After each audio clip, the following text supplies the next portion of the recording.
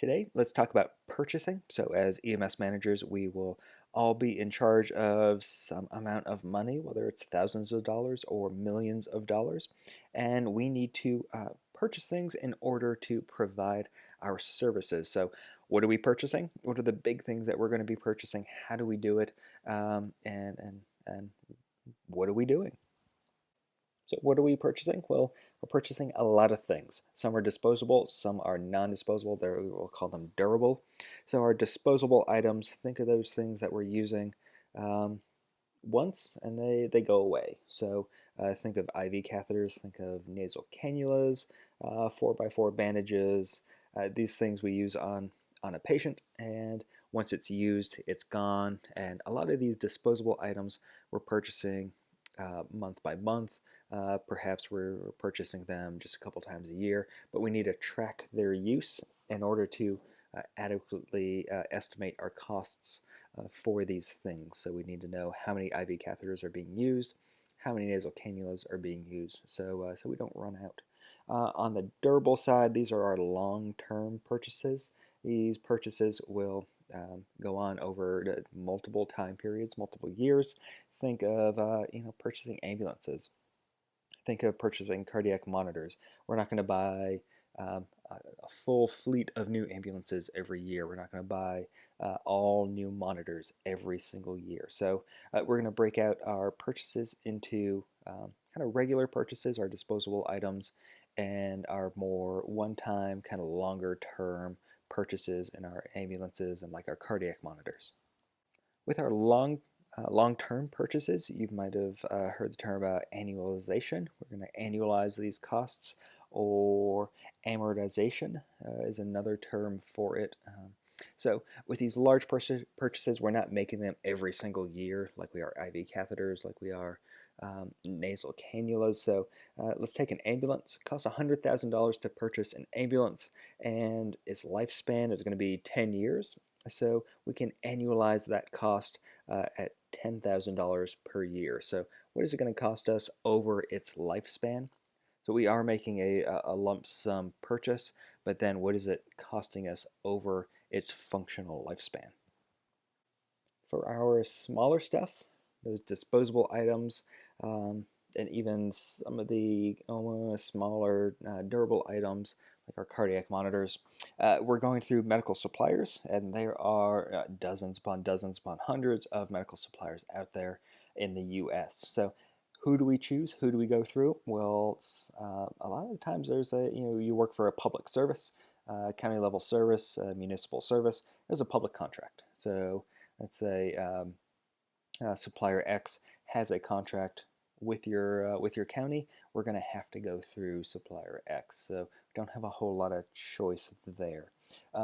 Other times, for usually larger purchases, let's say you want to buy 10 new cardiac monitors. Well, it's probably going to be a bidding process, and your agency, your private company, or your government municipal officials will put out a request for bids, and they go through a bidding process, and then typically, almost always, will choose the least expensive option. So they open up a request for bids and keep it open for a month or two, see what comes in, see what medical suppliers can offer the cheapest price, and then they'll go with them.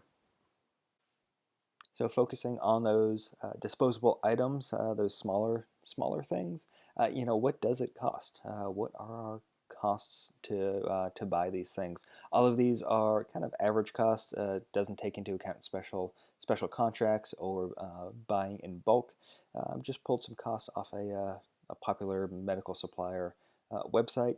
So a box of IV catheters, 50 catheters come to a box, about $150.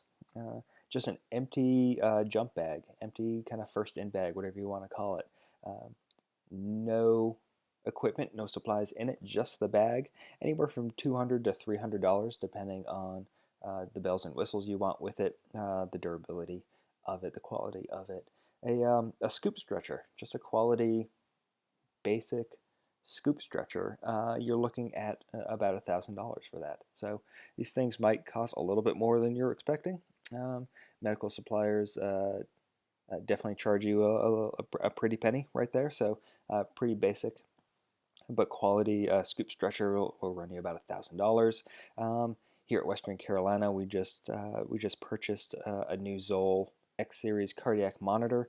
It was refurbished, which means used, and then polished up by Zoll. So it's a refurbished Zoll, and that still cost us $20,000. So if you're looking to buy brand new cardiac monitors, you're looking at about double that. If you want to go the refurbished route, you'll save a lot of money, but they are used and then just kind of polished up and refurbished.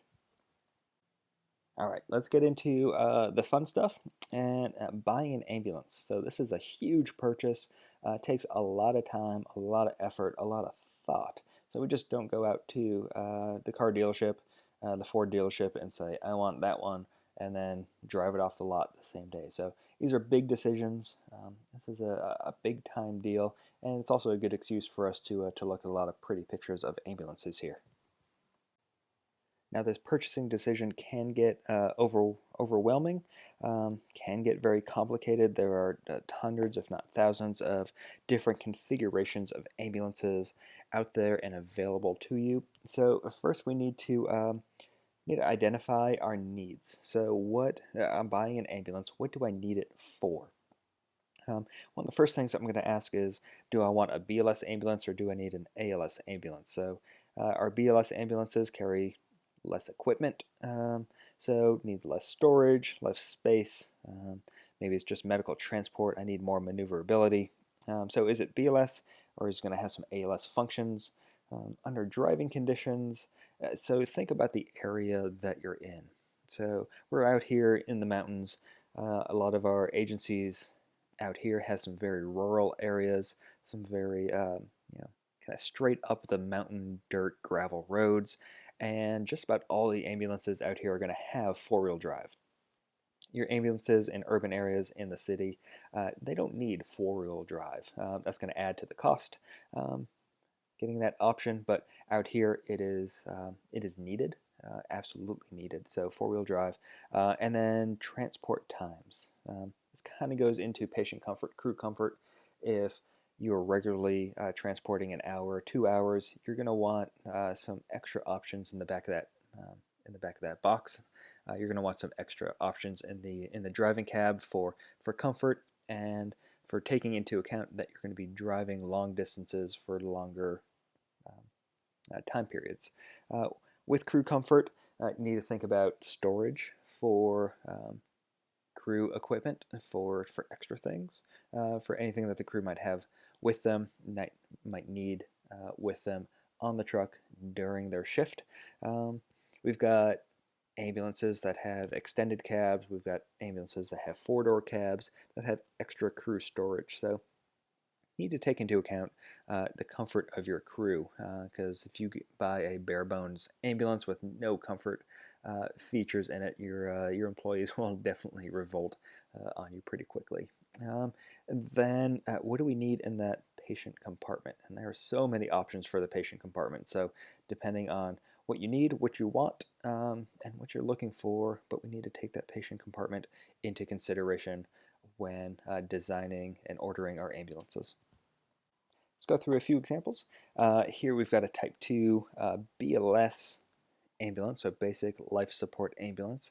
Remember, our ambulances come in Type 1, Type 2, and Type 3. So our Type 2s are on a van chassis and retain that van likeness. So they are van type ambulances.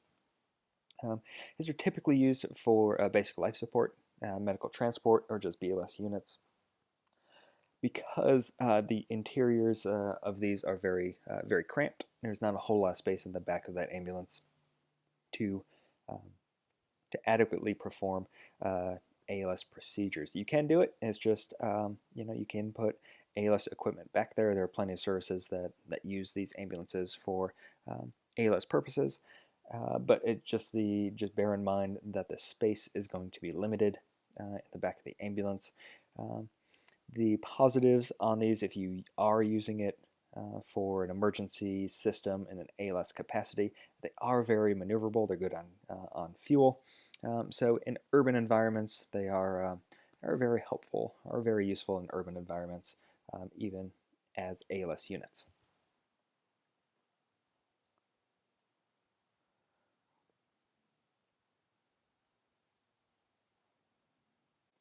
Moving into our advanced life support or ALS units, they're typically type 1 or type 3s.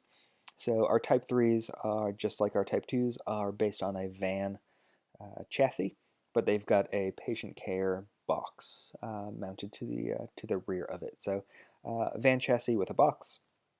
Your type 1s have a truck chassis with a box. So typically your type 1s, there's no pass-through from the driver cab into the box, the patient care compartment. There's usually a little porthole, a little window right there, if anything at all. And then your type 3s typically do have a pass-through, so you can a full pass-through where you can kind of crouch down if you're smaller, crouch down and go from the driver's cab into the patient compartment. Type 1s also come in medium duty specifications, or what we'll call medium duty. So still a truck chassis with a box on the back. It's just a heavier duty truck chassis. So just a larger truck chassis can take more weight.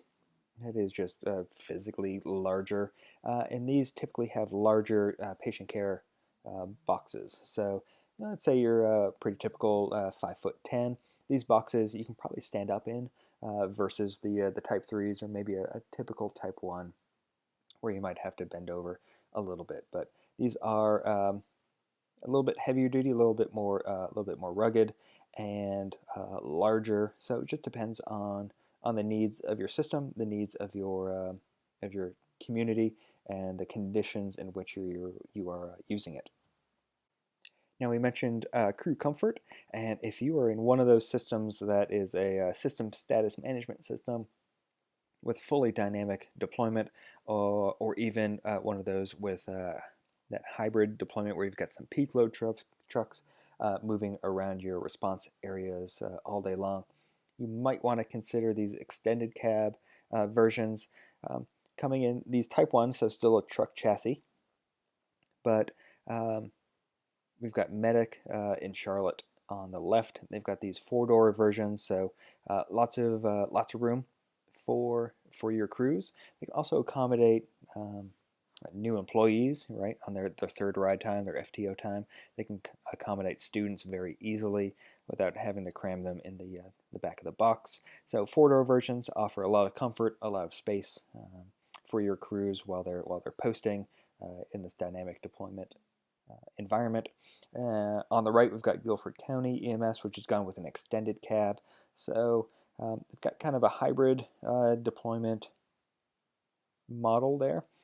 So their crews might be moving around the area quite frequently during their shift. So we've got an extended cab, just like with Medic, and that 4-door cab offers a little bit extra space, a little extra storage space, and a little bit extra comfort for your crews. All right, so you know what type of ambulance you want. Now we need to move into designing the ambulance itself. So again, lots and lots and lots of options here, even moving beyond the type 1 or type 3 ambulance design. So if we focus on the interior and the box, we need to think about safety, both patient safety and crew safety. What features do you want in the back of your box to lend itself to safety? We need to think about comfort.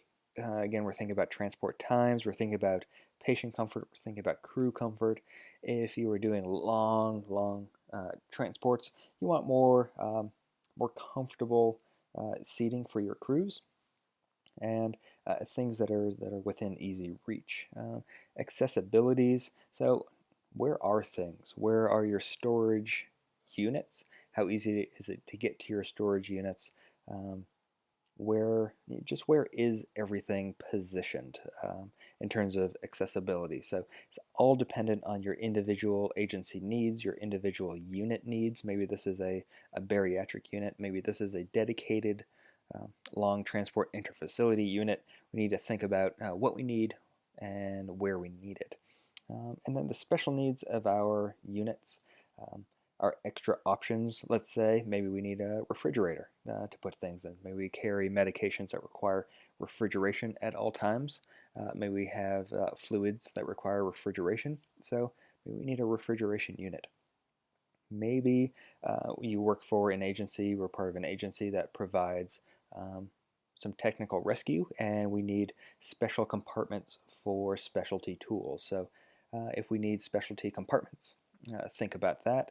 Think about your main O2 cylinder on your truck. Do you just want that in there in a typical bracket? Do you want a motorized bracket that lowers your O2 cylinder down to reduce employee injuries? So just special needs in the compartments. And then I'll just point out communication with the driver's cab on our Type 1s, on our medium duties, on our critical care trucks. We've got a little, maybe a little porthole, a little window between the driver's cab and the patient compartment. Sometimes we don't. So how are we communicating with the driver's cab, whether it's the driver, whether it's the passenger? Are there communication options there? On the exterior, we're thinking about our warning lights, our PA systems, our siren systems. There are legal specifications that we have to meet. If you go through any typical ambulance company, they are going to meet these legal specifications. But what type of lighting packages do you want? Are you in an urban area where there's lots of good lighting at night, lots of good street lighting? Or are you in a very rural area where there's no street lighting and you need kind of some beefed up floodlights, things like that? So think about your warning lights and your lighting systems and what you need, and also think about graphics. So this is when we can have a little bit of fun. So graphics on the outside of our ambulances, not only are they there for aesthetic reasons, so we want our ambulances to look good, kind of draw attention a little bit, but there's also this branding. So we are a brand, whether whether you want it or not. We are a brand, and these are rolling billboards for our organizations. So how are we going to brand ourselves? How are we going to market and advertise ourselves with these rolling billboards? And then, not finally, I'll say finally, but not finally, we really have to take into consideration safety. So the outside of our ambulances need to draw attention, but the attention that says "get out of my way," the attention that says on the side of the highway "slow down and move over," the attention that says in the middle of the night hit some reflective striping, some reflective material, and grab your attention. And as a fun little kind of aside assignment, what we want you to do is start paying attention to ambulances that you pass by and saying, is that aesthetically appealing? The graphics on the outside, does that shout a brand to me? And are there safety features on the outside? So what is your general impression? Because that's all you're seeing driving down the road. You might not know anything about that service. All you see them is driving down the road as a rolling billboard. So I want to point out Pender County here in North Carolina. So this is their old design versus their updated graphic design. And you can see on the left that old design, that is very basic. It's just there, right? Pender EMS and Fire Paramedics. And it's got ambulance, and it says dial 911. And there's really nothing to that. It's not really aesthetically pleasing. There's no brand to it. It's got plenty of safety features, which is great, but from a branding position, there's nothing there. Their new graphics on the right there, well, that grabs your attention, right? Huge Star of Life right there. It still says Pender, it says paramedics on it. It kind of points out, it really kind of grabs your attention, right? So different contrasting colors, and it really kind of sets a brand there. It's a little bit more aesthetically pleasing. Whether or not you like it is kind of up to you, but a little bit more aesthetically pleasing. definitely sets a brand, definitely catches your eye while still remaining safety conscious. Still a lot of reflective surfaces, a lot of good lighting packages there to light their way and grab bystander attention.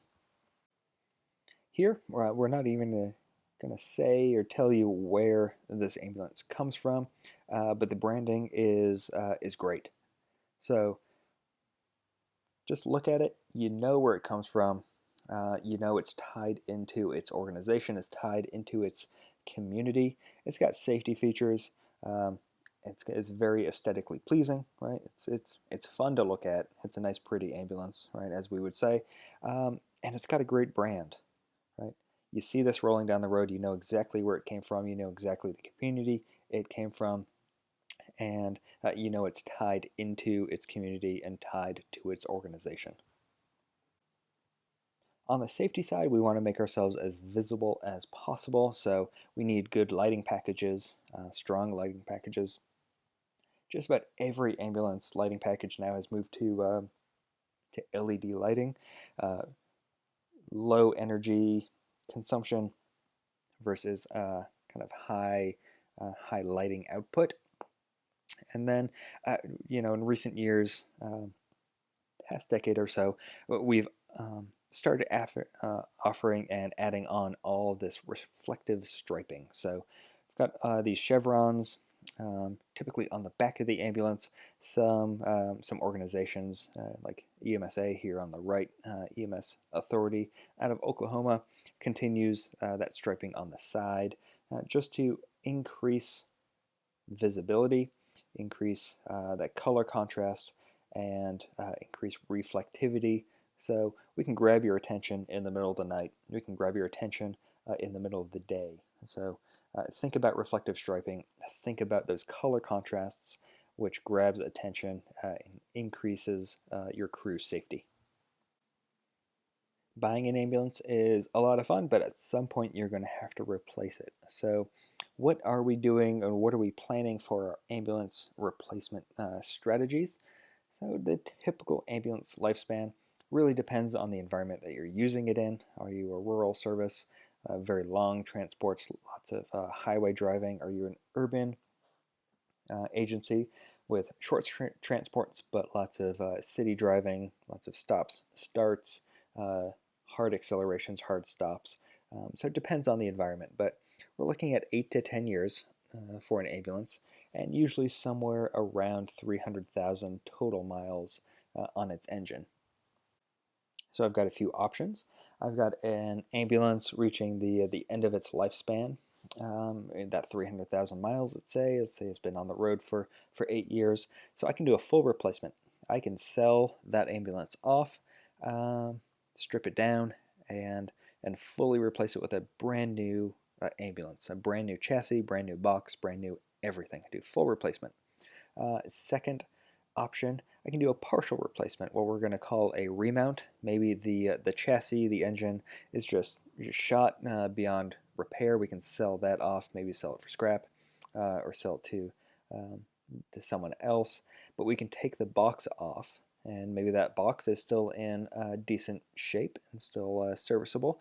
We can take that box and put it on a new chassis. So we're not buying a full new ambulance. We're just buying a new chassis, taking the box, the patient care box, putting it on this new chassis, probably repainting, restriping, and putting it on the road. It's a much cheaper version than a full replacement, but that's dependent on the serviceability and the condition of the patient care box.